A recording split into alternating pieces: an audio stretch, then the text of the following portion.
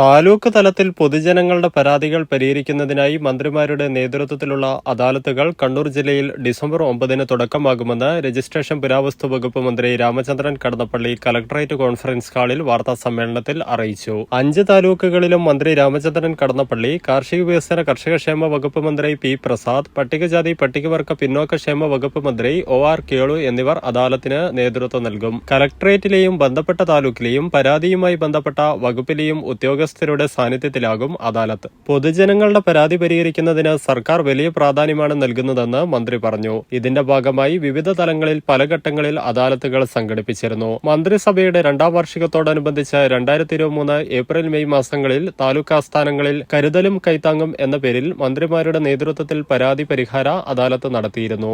ഇതിന്റെ തുടർച്ചയായാണ് മന്ത്രിമാരുടെ നേതൃത്വത്തിൽ സമാനമായ പരിപാടി നടത്താൻ ഉദ്ദേശിക്കുന്നതെന്നും മന്ത്രി പറഞ്ഞു. വാർത്താസമ്മേളനത്തിൽ KV സുമേഷ് MLA, ജില്ലാ panchayat president advocate K Ratnakumari, ജില്ലാ കളക്ടറുടെ ചുമതലയുള്ള ADM C പത്മചന്ദ്ര കുറുപ്പ് എന്നിവരും സംസാരിച്ചു. സിൽവർ പാംസ് ലോകോത്തര നിലവാരം പുലർത്തുന്ന ഈടുറ്റ പമ്പ് സെറ്റുകൾ, ISI ISO അംഗീകാരവും 5 സ്റ്റാർ റേറ്റിംഗുമുള്ള സിൽവർ പാംസ് കുറഞ്ഞ വോൾട്ടേജിലും കൂടുതൽ കാര്യക്ഷമതയോടെ പ്രവർത്തിക്കുന്നു. Cell priming palms, centrifugal, open well, borewell, submersible എന്നിങ്ങനെ തിരഞ്ഞെടുക്കാൻ അതിവിപുലമായ ശ്രേണികൾ. സിൽവർ പാംസ്, ഏവരും ബുദ്ധിപൂർവ്വം തിരഞ്ഞെടുക്കുന്ന പമ്പ്.